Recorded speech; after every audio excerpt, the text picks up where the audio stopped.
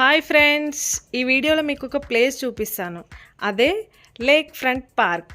ఇది ఎక్కడ ఉందంటే మన హైదరాబాద్లో ఉన్న నెక్లెస్ రోడ్లో ఉంటుంది. ఓకే, మరి ఈ పార్క్ ఎలా ఉందో చూసేద్దామా. ఇది ఎంట్రన్స్ అండి. సో ఇక్కడ నుంచి స్టార్టింగ్ పాయింట్.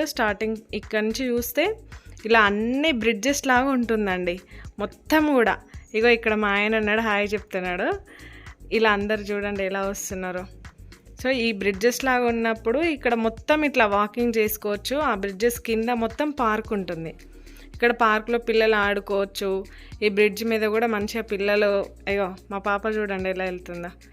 సో అలా మంచిగా వాకింగ్ చేస్తూ రన్నింగ్ చేసుకోవచ్చు పిల్లలైతే హాయిగా. సో పడిపోవడానికి కూడా అంతే స్కోప్ ఉంటుంది. సో పిల్లల్ని చాలా జాగ్రత్తగా చూసుకోవాలి. వీలైనంత వరకు పిల్లల్ని ఆ పార్క్లో ఆడిపించుకోవడం బెటర్ అండి. పైకి ఎక్కితే కొంచెం అక్కడ గ్యాప్ ఉంది కదా, ఆ గ్యాప్లో నుంచి పడిపోవచ్చు. సో జాగ్రత్త పిల్లలతో. సో మేమైతే నైట్ టైం వెళ్ళాం కాబట్టి ఇక్కడ ఇంత బాగుంది.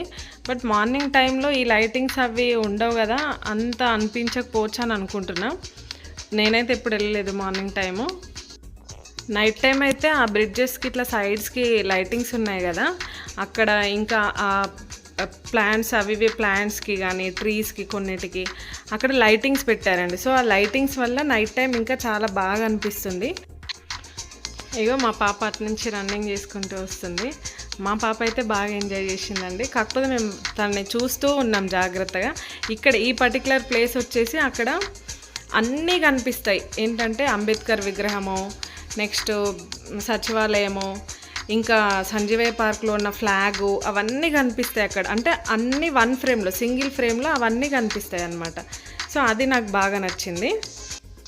ఈ పార్క్ వచ్చేసి మార్నింగ్ 11 నుంచి నైట్ 11 వరకు ఉందండి. సో ఇంకా అంత టైము, ఆ టైంలో ఇంకెప్పుడైనా వెళ్ళొచ్చు. ఇంకొకటి ఇక్కడ ఎంట్రీ ఫీజు వచ్చేసి టికెట్ 50 రూపీస్ ఉంది. ఇంకా ఫ్యామిలీకి అయితే 250 రూపీస్ ఎంతో ఉందండి, నాకు కరెక్ట్గా ఐడియా లేదు. 250 రూపీస్ పెడితే ఎంతమంది అయినా వెళ్ళొచ్చు. సింగిల్గా అయితే 50 రూపీస్. కిడ్స్కి 0 to 5 years ఫ్రీ అండి. ఇంకా 5 దాటినాకైతే మళ్ళీ 50 రూపీస్ అలా ఉంటుంది.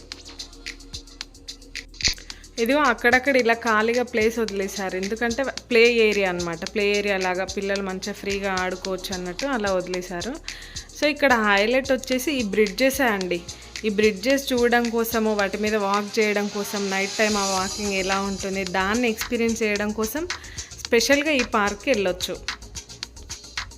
ఈ వీడియో కనుక మీకు నచ్చినట్లయితే please subscribe to my channel.